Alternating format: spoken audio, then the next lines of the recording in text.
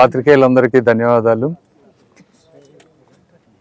ఈరోజు గుంటూరు వెస్ట్ ఈ నియోజకవర్గంలో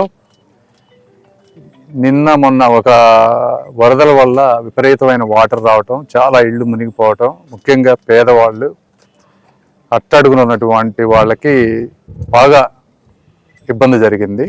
సో ఇవి ఎందుకు జరుగుతున్నాయి, మళ్ళీ ఇవి జరగకుండా ఉంటే మేము ఏం చేయాలి అనే దాని మీద యాక్చువల్గా మాధవి గారు ఆల్రెడీ వీటన్నిటిని తిరిగి ఉన్నారు.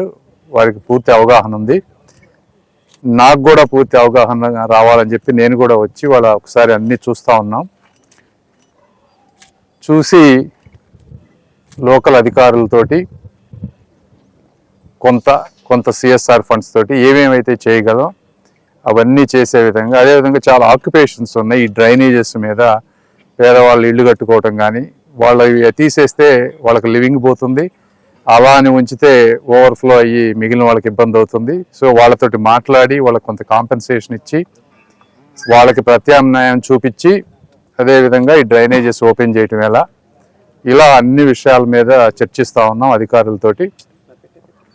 ఇంకొకటి మాధవి గారు ఒక 3 days ఒక డివిజన్లో ఒక శానిటేషన్ స్పెషల్ డ్రైవ్ తీసుకొని అందులో కాలువల్లో పూడికలు కానీ లేకపోతే రోడ్డు మీద ఉన్నటువంటి ఇది కానీ మొత్తం క్లీన్ చేసే విధంగా ఒక డ్రైవ్ లాగా చేసి ఒక డివిజన్ని ఆదర్శమైనటువంటి డివిజన్ లాగా చేశారు ఒక 3 daysలో. అదే ఫార్ములాని మిగిలిన డివిజన్స్లో ఎలా పెట్టుకోవాలి, ఎలా ఎవ్రీ 3 to 4 daysకి అధికారులందరూ సమన్వయంతో ఎలా పనిచేసి గుంటూరుని ఒక క్లీన్ సిటీగా ఎలా చేయాలనే దాని మీద ఈరోజు అంతా మేము చర్చిస్తూ ఉన్నాం.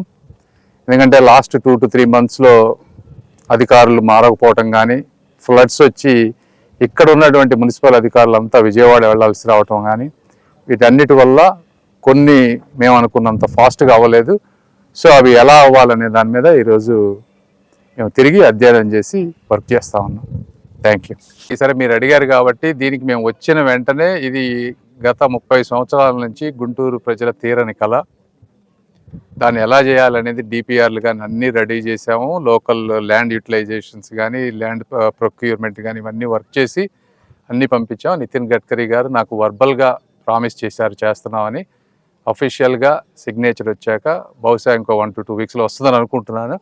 ఏమీ అడ్డంకులు జరగకపోతే అవి వస్తే వర్క్ స్టార్ట్ అయిపోతుంది. బట్ ఎంత చేయాల్సిందంతా చేసాం మేము బ్యాక్గ్రౌండ్లో. Thank you.